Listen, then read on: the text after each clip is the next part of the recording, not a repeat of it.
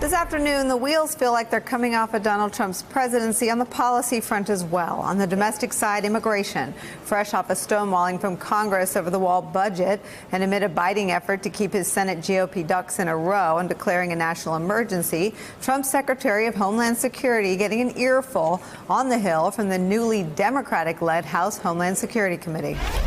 Just yes or no, are we still putting children in cages?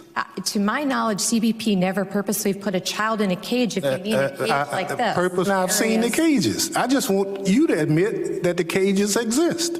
Sir, they're not cages. What are they? Areas of the border facility that are carved out for the safety and protection of those who remain there while they're being processed. If we have two gangs, we separate them into separate areas of that facility. If we have a father and daughter, we separate that from another son. We're not going to go through the semantics. Now, I saw the cyclone fences that were made as cages, and you did too. All you have to do is admit it. If it's a bad policy, then change it.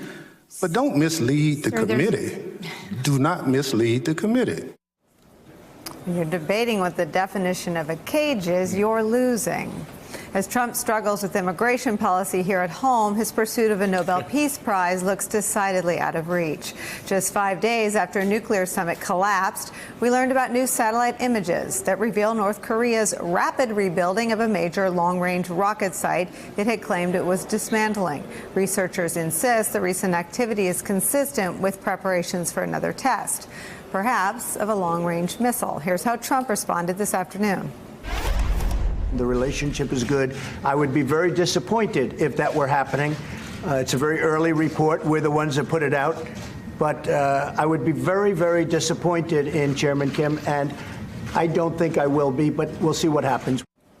You already have been. Joining our conversation from D.C., former Chief of Staff to Vice Presidents Joe Biden and Al Gore, Ron Klain is back. And on set, Charlie Sykes, Editor-in-Chief at The Bulwark, and former federal prosecutor Paul Butler. Ron Klain, I have to start with you. What a day to be alive.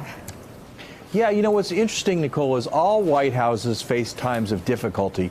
But what's fascinating here is that Trump's wheels are coming off on his core initiatives, not something that's kind of not really central to it. His core foreign policy initiative is North Korea. His core domestic policy initiative is immigration. News out this week that after he promised to get rid of the budget deficit, it's reaching a record high for non-recessionary times. He said he'd solve trade. News out today, record high trade deficit. So on these things that were really the core of the Trump presidency, his core initiatives, he's in trouble, and it's getting worse, not better. Ron, it's such a good point. I remember a source close to this president telling me that his midterm message in 2018 was going to be North Korea. And I said, you know, has he met House Republicans? I mean, I've just been around a lot of midterms. They usually don't run on foreign policy. They usually don't run on North Korea.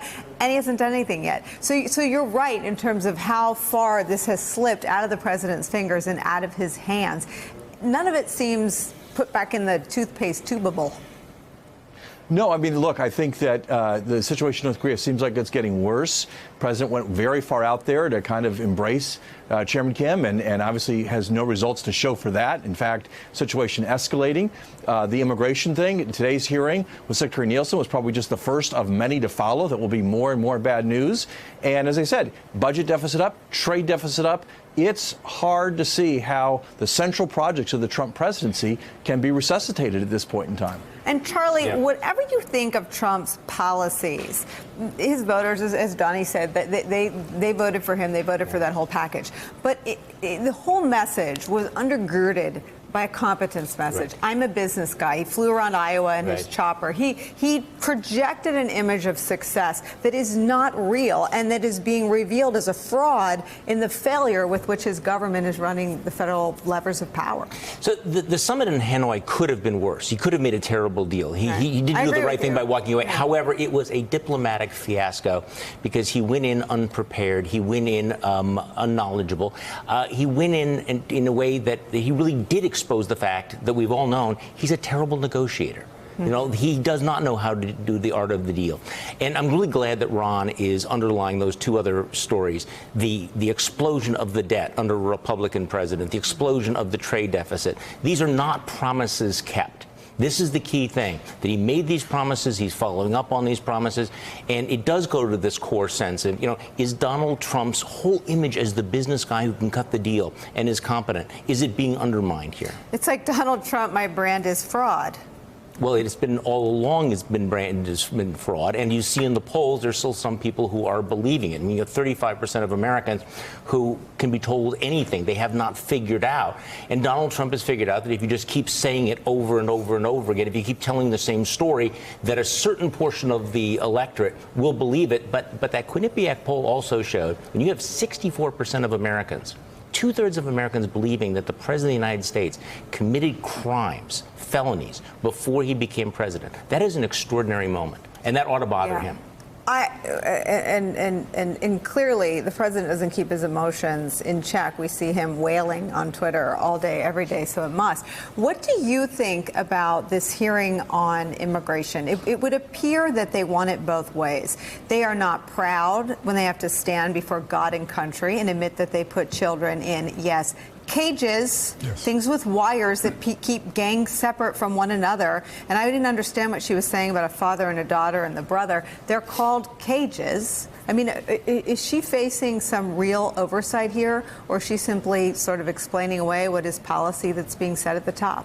She's a lawyer, Secretary Nielsen, and she was being lawyerly in a way that makes people not like lawyers to try to argue about whether something is a cage, when in reality what she's doing is peddling the same cynical policies to make it so difficult for people who are actually trying to legally enter the country, following the appropriate procedures, but the Trump administration wants to make it so hard for them to do that it deters them from coming into the country. Again, that's not American, that's not consistent with our history or our tradition or our law. Do we spend enough time trying to understand whether or not there's some real exposure? I mean, now that in a Democratic-run House, are there remedies for these? I mean, these are really the most voiceless, the most vulnerable kind of citizens that could cross into sort of our care, and they're being put in cages. There's sexual assault at the border, children being separated, lives being ruined. I mean, are the Democrats in a position to do anything about that? Are there teeth in those oversight roles? Yes, there are. And so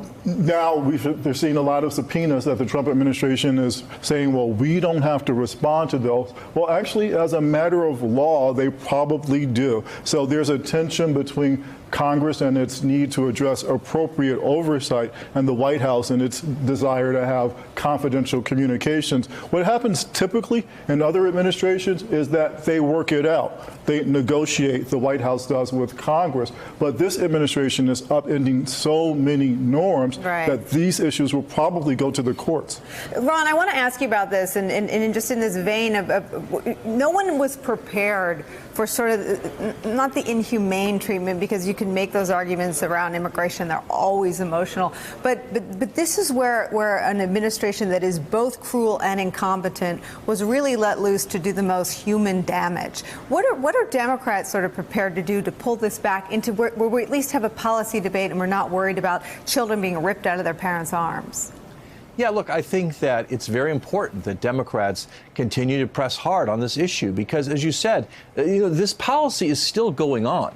I mean, that's the thing we have to keep remember. This isn't some historical exhumation of a horrible thing that happened early in Trump's presidency. This is our reality today in the United States of America at the border. And so it's important for Democrats, for activists, and just for citizens to say, hey, this is not who we are as a country. Professor Butler is exactly right. It's not what we stand for. These people are coming here under a lawful process to make a lawful claim for asylum. We need to honor our laws, we need to honor our values, and we need to stop putting children in metal things that are cages, no matter what you call them. My heart hurts a little bit when you just say Democrats and activists. Republicans should too. You know who you Absolutely. are. After the break, the head-scratching effort by Donald Trump to empower his daughter. Imagine that, reportedly against the advice of top White House aides. Hey there, I'm Chris Hayes from MSNBC. Thanks for watching MSNBC on YouTube. If you want to keep up to date with the videos we're putting out, you can click subscribe just below me or click over on this list to see lots of other great videos.